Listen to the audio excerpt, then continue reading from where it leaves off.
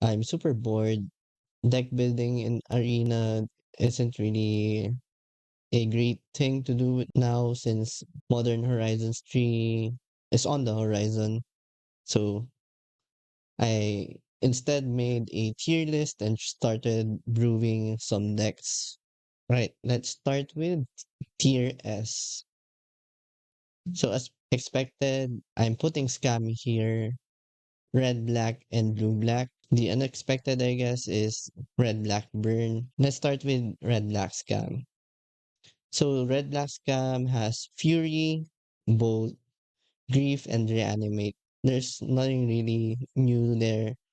Modern players know how good the deck is, and I'm willing to guess it translates into timeless. For blue black scam, you have grief, reanimate, treasure cruise, and stifle. So I'm optimistic for this build since we have access to powerful dead spells like treasure cruise and dig through time. And most importantly, we have stifle to play with. You can actually try to stifle elemental triggers. You can check if opponents has only fetch lands in their hand and you can plan to stifle their land. So it makes a lot of non-games that way. Red Black Burn, since we have two scam decks in the S tier, I'm pretty sure Red Black Burn with no upgrades would be good since everyone's playing Reanimate. This will easily punish the non-optimal builds. And at tier A, we have energy. There is control, beans control, other black-based scam decks, Titan Field. So energy. I am willing to bet there is something or some type of synergy that isn't is underexplored and will be broken like probably 2 weeks after the set releases. That is optimistic, and I'm sure a lot of people will disagree putting that on tier A. So Lurrus Control has always felt powerful. Lurrus Control has redundancy. It has the dev spells that can counteract getting double Thoughtseize on turn one. And you have Lurrus and Bobble. That being said, I think it stays tier A as it is now, but you could also use some upgrades, maybe play the black player, maybe try dismember, something like that. Beans control, I don't have a list on hand, but I lumped them all together because I can't be bothered to create a five color grid pile, but I'm assuming that is still strong since it was a menace in modern. For Titan Field, we have the new flair of cultivation. So I'm expecting Titan Field to become faster or be in tier A just because a lot of decks are scam decks. These decks aren't really that effective against Titan Field. And the based scam decks, these are the ones that will be trying Necropotence. I'm putting this on tier A since Necropotence is a busted card. We have Dark Ritual. I'm assuming there's a random combination of black cards that would still be tier A regardless of how they are built just because of turn one Dark Ritual into random degenerate stuff. But that's just me being lazy. At tier B, I placed the Shadow decks, the aggressive tempo decks in tier B.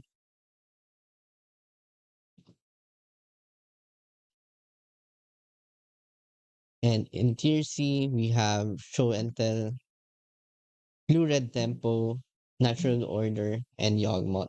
So let's get into tier B first.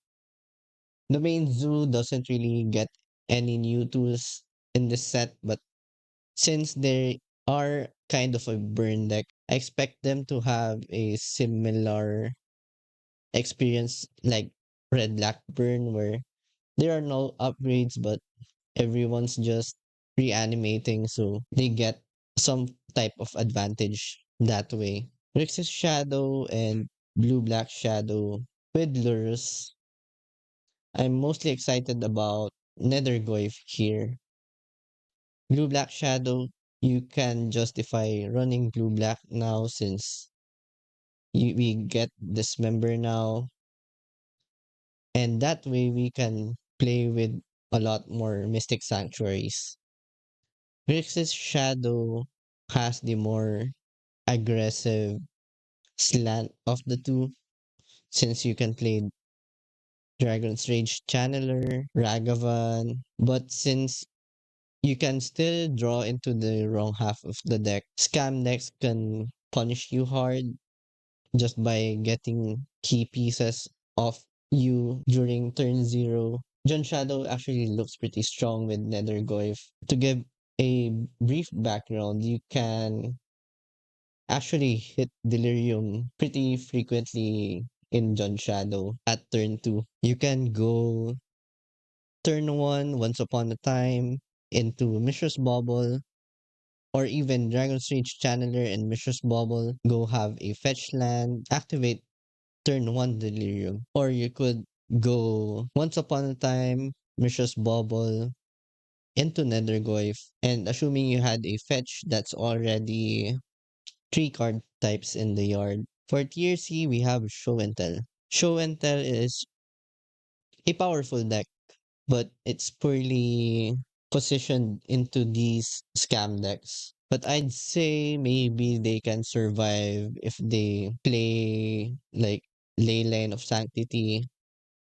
I'm not really sure how the dynamics work yet, but ever since Thunder Junction hit and Mana Drain has become popular, show and tell stocks has been going down. Next, we have blue red tempo. So this gets an upgrade. We're getting subtlety, and we're getting blood moon merfolk or flood moon to upgrade that archetype. Yawgmoth, I guess they do get the green flare, but I'm not really sure if that solves any of their problems. They're also going to have to deal with Fury in the meta now.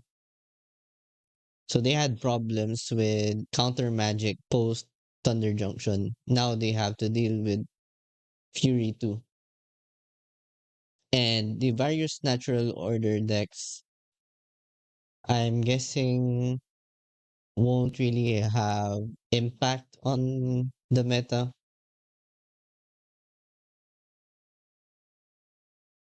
And for tier D, I put all of the unexplored decks here. So Merfolk gets to play with the Flare of Denial. Spirits also is a good candidate to run that card, but still, sacrificing a creature or a threat to counter a spell isn't that good of a tempo swing. Affinity, there are a lot of upgrades coming, but I am not fully convinced that they are enough to make Affinity a real threat. Elves actually looks pretty scary on paper, but a bunch of removal solves that. Bunch of people still run Bowmasters.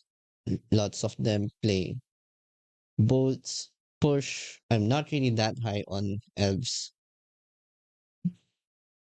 I'm optimistic about scam not being that too oppressive in the format, since we have tools like Mystic Sanctuary, Treasure Cruise, Lurrus, Stifle. Well, maybe Stifle. Not really sure, but it's great to have. We also have access to Brainstorm. You can have some counterplay into Double Grief. Dig Through Time, similar to Treasure Cruise. You get to draw more spells. Expressive Iteration, good 2 for 1 for only 2 mana.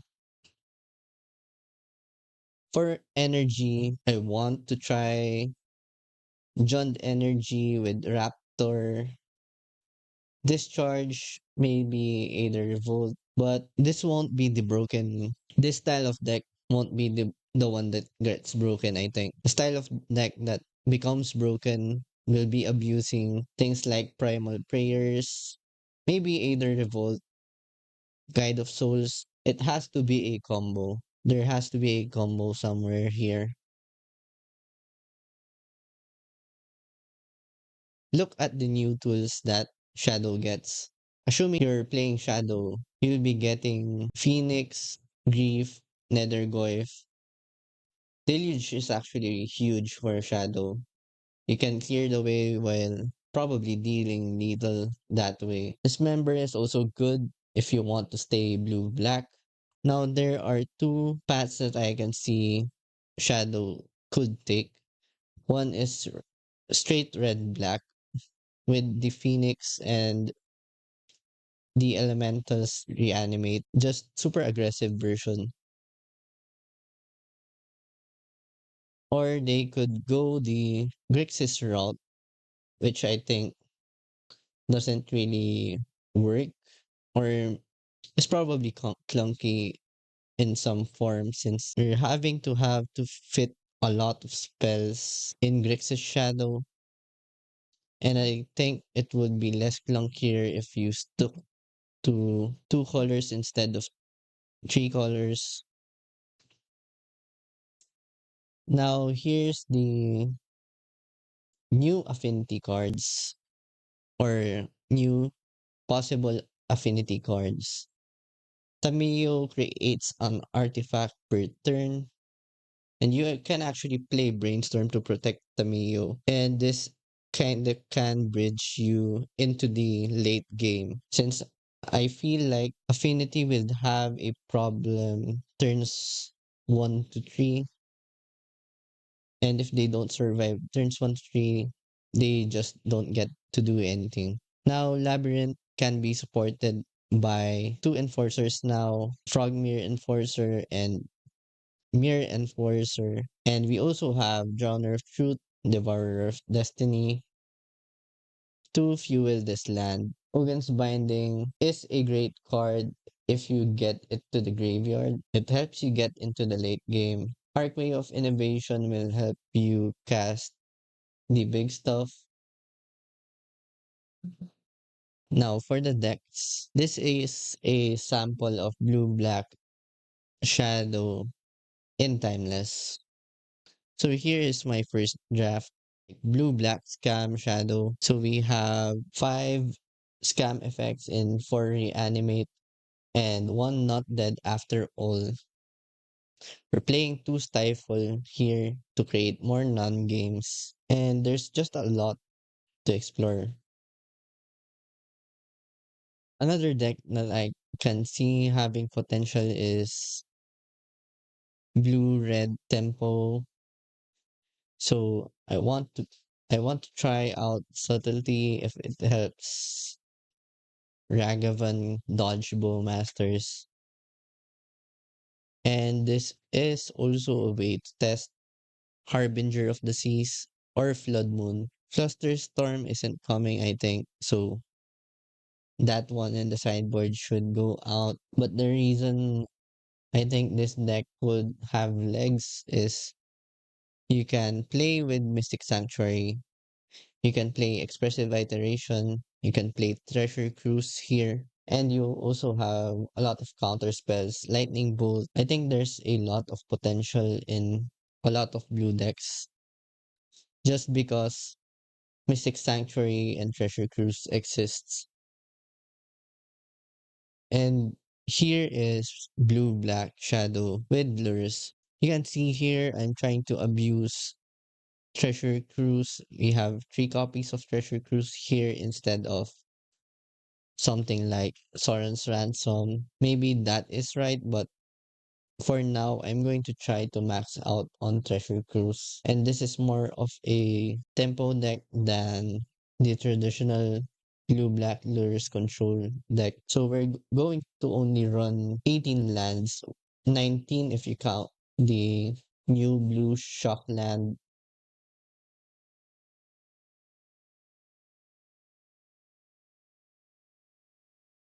And the last deck here is Mox Shadow. We basically just added in Nether Goyf here and Dismember. This deck has really felt great so far.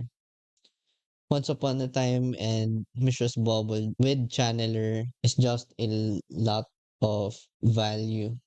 You can often get turn 2 Delirium. And I'm assuming since we're getting Nether Goyf is going to be a beast in this deck.